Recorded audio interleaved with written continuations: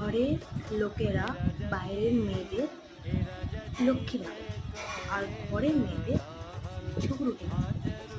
কারণ তারা যখন যে কাজটা বলে সেই কাজটা আমরা সেই সময় করি না।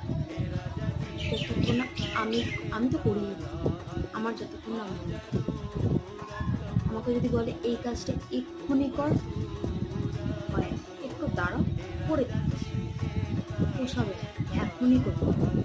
সব কাজ করে দেওয়ার পর যখন ফোনটা নিয়ে একটু বসবে তখন ওদের চোখ খুলে এই হবে, বুঝেছিস, মনে হয় না একটু কাজটা করে দিই, একটু হাতে হাতে করে দিই। আমরা যতই কাজ করে দিই না কেন, কাজ তোমাদের পোষাবে পোষায় না। বিরক্ত হচ্ছে, করবো না, বদনাম শুনতে যাচ্ছে, করে বদনাম শুনতে। আমার এই ফালতু বকবকানি শোনার জন্য অসংখ্য ধন্যবাদ।